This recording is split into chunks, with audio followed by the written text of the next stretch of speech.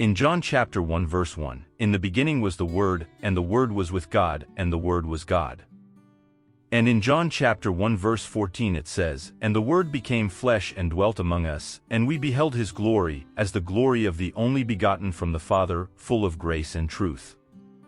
The first verses of John's Gospel, the prologue of this Gospel, is the introduction to 21 chapters in which the evangelist testifies to what Jesus did, said and lived. From the beginning of his Gospel he gives the meaning of this man's coming among us.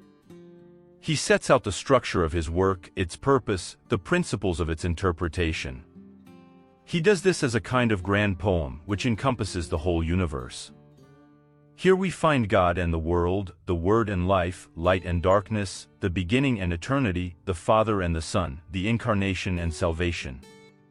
For us Christians, reading the Bible, understanding it with others and living it is essential.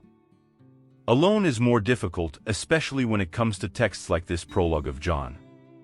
We have the majesty of this text, with its universal reach. "In the beginning was the Word." The Bible begins with these words, "In the beginning God created the heavens and the earth." And here the Gospel begins almost the same way, but as if going back upstream, in front of God's creative gesture. In the beginning was the Word, a chronological beginning, but we could also say the beginning of all things, in the first place, the foundation, the Word. The Word inaugurates a new creation, a new time, a process of development of life, a new covenant. The whole of John's Gospel will tell of the newness of this Word that creates new life, from the first sign, the water turned into wine, to the last, the net full of fish, signs of the new life offered to all.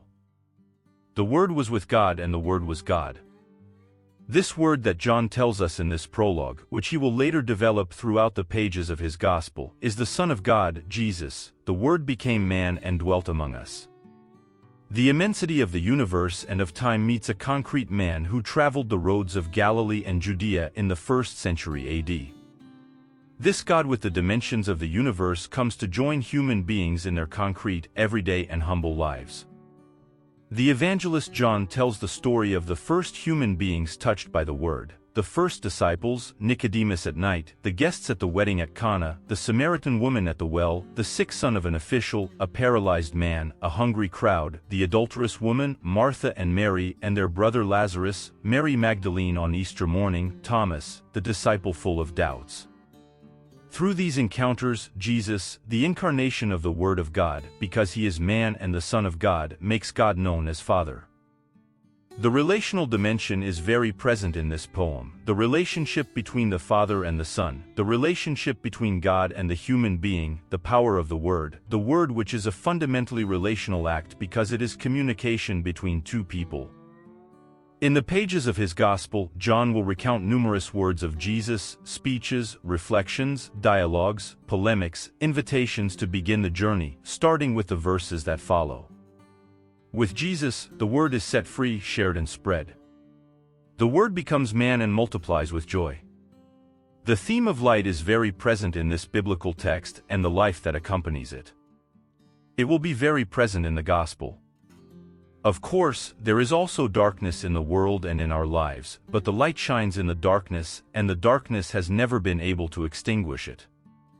Literally, in Greek, it hasn't been able to grasp it, with the double resonance of this verb, to grasp. The darkness hasn't understood the light, and it hasn't been able to get its hands on it. There is a fundamental tension between light and darkness, and the light is stronger. In his Gospel, John tells of the conflict between light and darkness, the forces of life and the forces of death. The Word, the incarnation, the relationship, the light, the life, all this, if we can know it, is thanks to the testimony of the one who offers it to us. In the text we read that John the Baptist, not the evangelist, came to bear witness to the light. He came to bear witness so that we can believe in him, trust in him, live for him. He came to proclaim Jesus Christ, the truth itself, the light that manifests itself to the world. World in Greek is the term cosmos, which describes a much larger dimension than just humanity, the entire universe. The verb, to believe, appears 86 times. It resonates in terms of trust. It unfolds in the fact of coming to the light, of becoming children of God. Lord, may we believe, and in believing may we always maintain hope. God bless.